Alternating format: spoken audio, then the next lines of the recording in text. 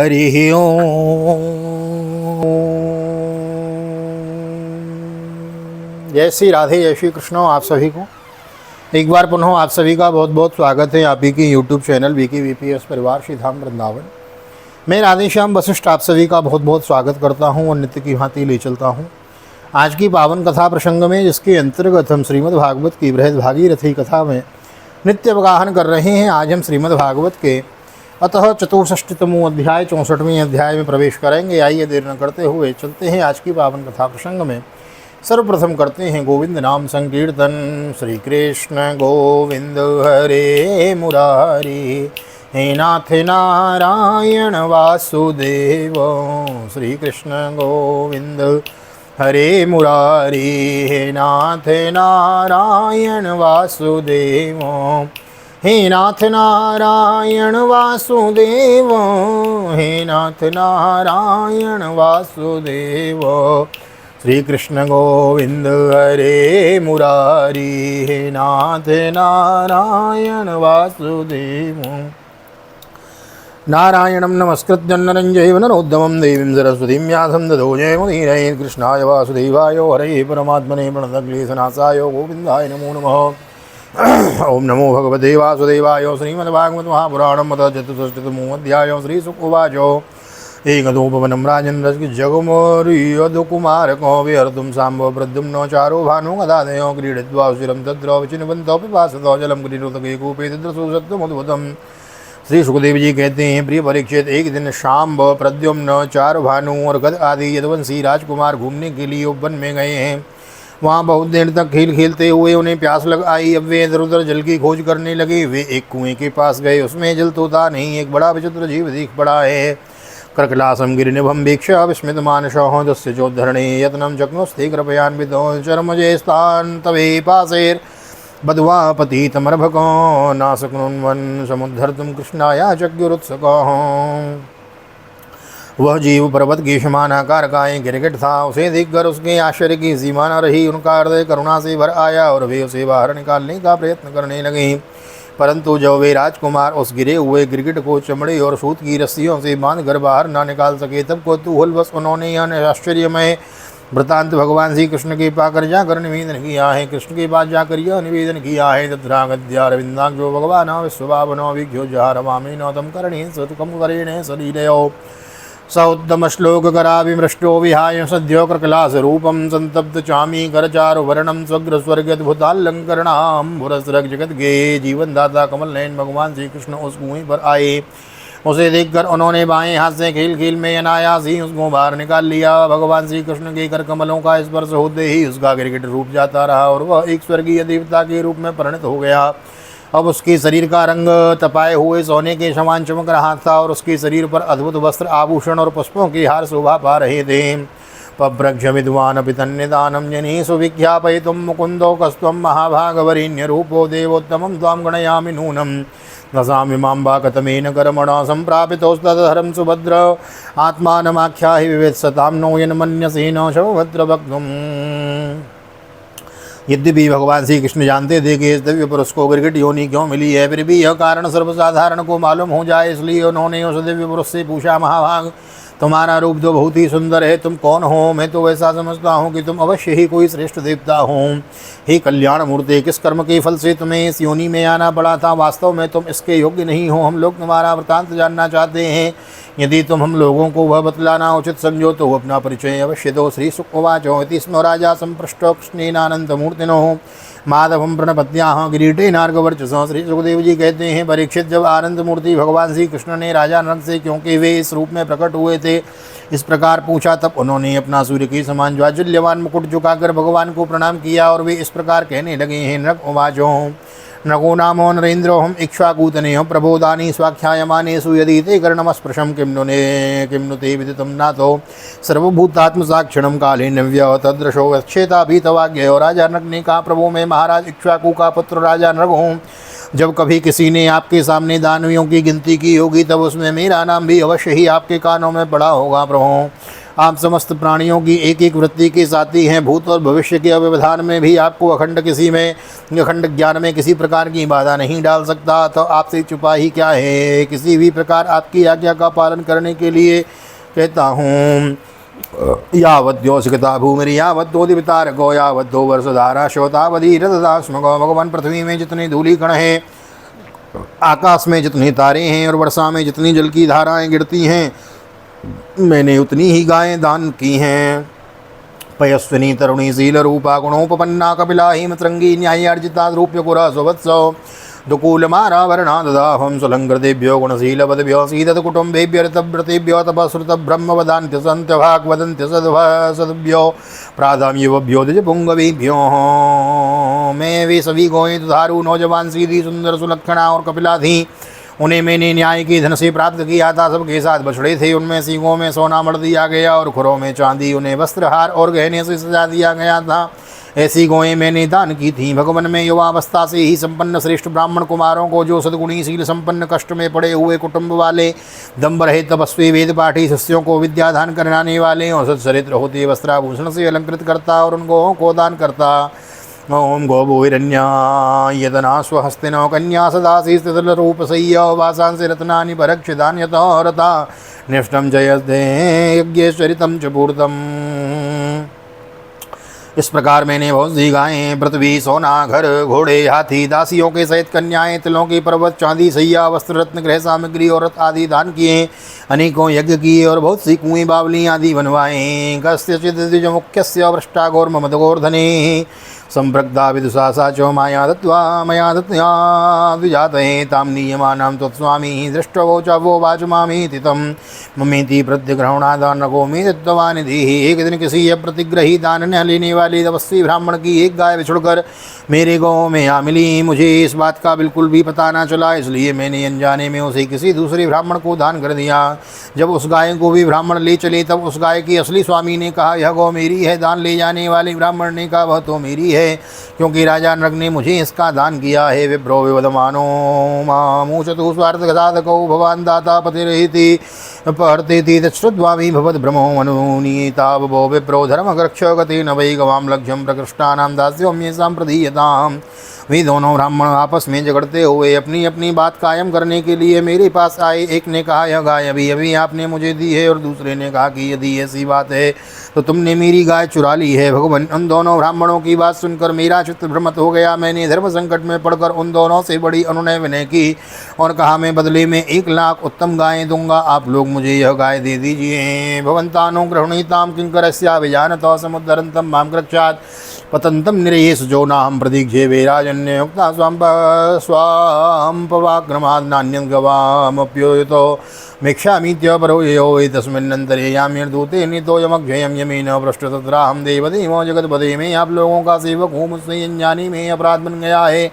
मुझ पर आप लोग कृपा कीजिए और मुझे इस घोर कष्ट से तथा घोर नरक में गिरने से बचा लीजिए। राजन, मैं इसके बदले में कुछ नहीं लूँगा। यह कहकर गाय का स्वामी चला गया। तुम इसके बदले में 1 लाख ही नहीं 10,000 गौएं और दो तो भी मैं लेने को नहीं। इस प्रकार कहकर दूसरा ब्राह्मण भी चला गया है। एतस्मिन्नन्तरे याम्यर्दूतिर्नीतो यमक्षयं यमेन पृष्ठतत्राहं देवदेवं जगत्पतिः पूर्वं त्वामशुभं भुङ्क्ते युताहो नृपति शुभं नान्तं दानस्य धर्मस्य वस्ते लोकस्य भास्वतः। देवादिदेव जगदीश्वर, इसके बाद आयु समाप्त होने पर यमराज के दूत आए और मुझे यमपुरी में ले गए। वहाँ यमराज ने मुझसे पूछा, राजन, तुम पहले अपने पाप का फल भोगना चाहते हो या पुण्य का? तुम्हारे दान और धर्म फलस्वरूप तुम्हें ऐसा तेजस्वी लोक प्राप्त होने वाला है जिसकी कोई सीमा नहीं है। भगवान, तो मैंने यमराज से कहा, देव, पहले मैं अपने पाप का फल भोगना चाहता हूँ। और उसी क्षण यमराज ने कहा, तुम गिर जाओ। उनसे ऐसा कहते ही मैं वहाँ से गिरा और गिरते समय मैंने देखा कि मैं गिरगिट हो गया हूँ। पूर्वं देवांशवं पुण्यमिति प्राहपतिदिशो तावद्रुद्राक्षमात्मानं कृकलासं पतन् प्रभोः ब्रह्मण्यस्य वदान्यस्य तपदास्य केशवं स्मृतर्नाद्यापि विध्वस्ता भवत्सन्दर्शनार्थिनः। प्रभु मैं ब्राह्मणों का सेवक, उदार दानी और आपका भक्त था। मुझे इस बात की उत्कट अभिलाषा थी कि किसी प्रकार आपके दर्शन हो जाएं। इस प्रकार आपकी कृपा से मेरी पूर्व जन्मों की स्मृति नष्ट न हुई। सत्वं कथम मम विवोक्षपतः परात्मो योगेश्वरे श्रुतिदशाम्रमलबद विभाव्यो साक्षात् दोक्षज औरोव्यसनानुबन्धे विषनान्द बुद्धे स्यान्मेनुद्रस्य इहेयस्य भवापवर्गो। भगवान आप परमात्मा हैं, बड़े बड़े शुद्ध हृदय योगेश्वर। उपनिषदों की दृष्टि से, अभेद दृष्टि से अपने हृदय में आपका ध्यान करते रहते हैं। इंद्रियातीत परमात्मन साक्षात आप मेरे नेत्रों के सामने कैसे आ गए?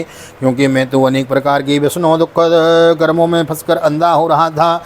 आपका दर्शन तो अब होता है या जब संसार के चक्कर से छुटकारा मिलने का समय आता है। देवदेवो जगन्नाथम गोविंदम पुरुषोत्तमम नारायणो ऋषिकेशो पुण्य श्लोकाच्युता व्ययम। देवताओं के भी आराध्य देव पुरुषोत्तम गोविंद आप ही व्यक्त और अव्यक्त जगत तथा जीवों के स्वामी हैं। अविनाशी अच्युत आपकी कीर्ति पवित्र है। अंतर्यामी नारायण आप ही समस्त वृत्तियों और इंद्रियों के स्वामी हैं।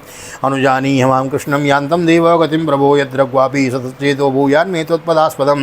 नमस्ते सर्वभावायो ब्रह्मणे नंदशक्तये कृष्णाय वासुदेवाय योगानां पतये नमः। प्रभो श्री कृष्ण, मैं अब देवताओं के लोक में जा रहा हूँ। आप मुझे आज्ञा दीजिए। आप ऐसी कृपा कीजिए कि मैं चाहे कहीं भी क्यों न रहूँ, मेरा चित्त सदा आपके चरण कमलों में ही लगा रहे। आप समस्त कार्यों और कारणों के रूप में विद्यमान हैं। आपकी शक्ति अनंत है और आप स्वयं ब्रह्म हैं। आपको मैं नमस्कार करता हूँ। सच्चिदानंद स्वरूप सर्वांतर्यामी वासुदेव श्री कृष्ण आप समस्त योगों के स्वामी योगेश्वर हैं। मैं आपको बार बार नमस्कार करता हूँ। इत्युक्तं तम परिक्रम्य पादौ स्पृष्ट्वा समूलिनो अनुज्ञातो विमानाग्रम आरोहत् पश्यतां नृणां। कृष्णो परिजनं प्राह भगवानो देवकीसुतो ब्रह्मण्य देवो धर्मात्मा राजन्यान शिक्षयं। राजा नग ने इस प्रकार कहकर भगवान की परिक्रमा की और अपने मुकुट से उनके चरणों का स्पर्श करके प्रणाम किया। फिर उनसे आज्ञा लेकर सबके देखते देखते वे श्रेष्ठ विमान पर सवार हो गए हैं। दुर्जनम बत ब्रह्मस्त्वं दुर्जरम कृष्ण परिजनम प्राह भगवानो देवकीसुतो ब्रह्मण्य देवो धर्मात्मा राजन्यान्यन शिक्षयन्। दुर्जरम बत ब्रह्मस्त्वं भुक्तमग्निर्नगानपि तेजीयसोऽपि कुमतो राज्ञामीश्वरवानिनां। नाहं हलाहलाहलं मन्ये विसंयस्य प्रतिक्रिया ब्रह्मस्त्वं हि विसंप्रोक्तं नास्य प्रतिर्वेदैर्भुवि। राजा नग के चले जाने पर ब्राह्मणों के परम प्रेमी धर्म के आधार देवकी नंदन भगवान श्री कृष्ण ने क्षत्रियों को शिक्षा देने के लिए वहां उपस्थित अपने कुटुंब के लोगों से कहा, जो लोग अग्नि के समान तेजस्वी हैं वे भी ब्राह्मणों का थोड़ा से थोड़ा धन हड़प कर नहीं पचा सकते। फिर जो अभिमानवश झूठ मूठ अपने को लोगों का स्वामी समझते हैं वे राजा तो क्या ही पचा सकते हैं। मैं हलाहल विष को विष नहीं मानता क्योंकि उसकी चिकित्सा होती है। वस्तुतः ब्राह्मणों का धन ही परम विष है। उसको पचा लेने के लिए पृथ्वी में कोई औषध कोई उपाय नहीं है। हिन्नस्ति विषमत्तारं भग्निरद्भि प्रसाम्यति कुलं समूलं दहति ब्रह्मस्वारण पावको। ब्रह्मस्त्वं दुरनुज्ञातं भुक्तं मंति त्रिपुरुषं प्रसह्यतो बलात् भुक्तं तस्य पूर्वान्तसा परन्। हलाहल विष केवल खाने वाले का ही प्राण लेता है और आग भी जल के द्वारा बुझाई जा सकती है, परंतु ब्राह्मण के धन रूप अरणि से जो आग पैदा होती है वह सारे कुल को समूल जला डालती है। ब्राह्मण का धन यदि उसकी पूरी सम्मति के लिए बिना भोगा जाए तब तो वह भोगने वाले उसके लड़के और पौत्र इन तीनों पीढ़ियों को ही चौपट करता है, परंतु यदि बलपूर्वक हट करके उसका भोग किया जाए तब तो पूर्व पुरुषों की 10 पीढ़ियाँ और आगे की भी 10 पीढ़ियाँ नष्ट हो जाती हैं। राजानुराज लक्ष्मणानां नात्मपादं विजज्ञते निरियं ये भिमन्येत ब्रह्मस्त्वं साधु बालिस गृह्णन्ति यावतो पांसुन् क्रन्दतामश्रुबिन्दवो विप्राणां व्रतवर्तीनां वदन्यानां कुटुम्बिनां। राजानुराजकुल्याश्च तावद्दोब्धैरङ्कुशः कुम्भीपाकेषु सत्यन्ति ब्रह्मोदाय परायणो। जो मूर्ख राजा अपनी राजलक्ष्मी के घमंड से अंधा होकर ब्राह्मणों का धन हड़पना चाहते हैं, उन्हें समझना चाहिए कि वे जानबूझकर नरक में जाने का रास्ता साफ कर रहे हैं। वे देखते ही देखते उन्हें अंधपतन के कैसे गहरे गड्ढे में गिरना पड़ता है। जिन उदार हृदय और बहुकुटुंबी ब्राह्मणों की वृत्ति छीन ली जाती है, उनके रोने पर उनकी आंसू की बूंदों से धरती की जितनी धूली कण भीगती है उतने वर्षों तक ब्राह्मणों के स्तव को छीनने वाले उस श्रृंखल राजा और उसके वंशजों को कुंभीपाक नरक में दुख भोगना पड़ता है। राजानो राजकुल्याश्चतावतोब्धा निरंकुश कुंभीपाकेषु बच्चन्ति ब्रह्मादायापोहारिणो। स्वदत्तां परदत्तां ब्रह्मवर्ती वरेच्चयो 60 वर्षो सहस्राणि विष्टाया जायते क्रमी।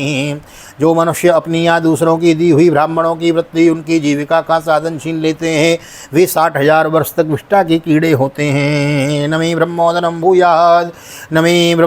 भूयाद यद्गृहदाल्पायुषो नरः पारिजाता श्रुता राजद्भवत्यो द्विजनो हयः विप्रं कृतांगसमपि नैवद्रुह्य तमामकोग्नन्तं बहुसपन्तं व नमस्कुरुत नित्यसोः। इसलिए मैं तो यही चाहता हूँ कि ब्राह्मणों का धन कभी भूल से भी मेरे कुश में न आवे, क्योंकि जो लोग ब्राह्मणों की धन की भी इच्छा करते हैं उसे छीनने की बात तो अलग रही, वे जिस जन्म में अल्पायु शत्रुओं से पराजित और राज्य भ्रष्ट हो जाते हैं और मृत्यु के बाद भी वे दूसरों को कष्ट देने वाले सांप ही होते हैं। इसलिए मेरे आत्मीयों, यदि ब्राह्मण अपराध करे तो भी उसमें द्वेष मत करो। वह मार ही क्यों ना बैठे, वह या बहुत सी गालियाँ या साप ही क्यों ना दे, उसे तुम लोग सदा नमस्कार ही करो। यथा हम प्रणमे विप्राननुकालं समाहितो तथा नमदयोऽयं च योन्यथा मे सदण्डवाक् ब्राह्मणार्थो यपहतो वर्तारं पातयन्त्यदो अजानन्तमपि येनं नृगं ब्राह्मण गौरवे। जिस प्रकार मैं बड़ी सावधानी से तीनों समय ब्राह्मणों को प्रणाम करता हूँ, वैसे ही तुम लोग भी किया करो। जो मेरी इस आज्ञा का उल्लंघन करेगा उसे मैं क्षमा नहीं करूँगा, दंड दूंगा। यदि ब्राह्मण के धन का अपहरण हो जाए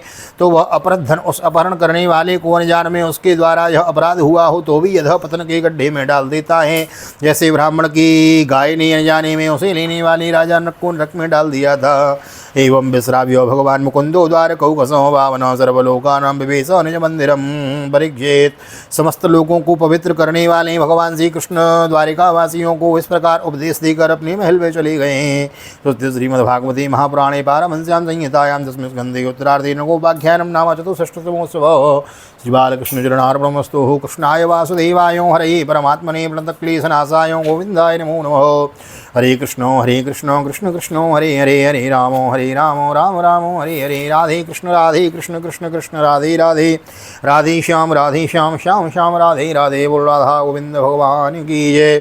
श्रीमद्भागवत महापुराण की जय। श्री वेदव्यास जी महाराज की जय। श्री सुखदेव जी महाराज की जय। राजा परीक्षित जी महाराज की जय। राजा रामचंद्र भगवान की जय। श्री हनुमान जी महाराज की जय। गोवर्धन नाथ की जय। यमुनी महारानी की जय। वृंदावन माँ की बिहारी लाल की जय। गैया मैया की जय। तुलसी मैया की जय। अपने अपने माता पिता की जय। सदगुरुदेव भगवान की जय। आज के आनंद की जय। जय श्री राधे, जय श्री राधे, जय श्री राधे श्याम। जय जय राधे, जय जय श्याम। सबको मिले वृंदावन धाम। ऐसी प्रार्थना मेरी ठाकुर जी के चरणों में। यहाँ तक वीडियो बने हैं तो वीडियो को लाइक कर दीजिए, शेयर कर दीजिए। नए आए चैनल को सब्सक्राइब कर लें। मिलते हैं अगली वीडियो में। तब तक के लिए आप सभी को श्रीधाम वृंदावन से ठाकुर जी का दर्शन करते हुए हृदय से प्यार भरी जय श्री राधे, जय श्री कृष्ण। हरि ओम।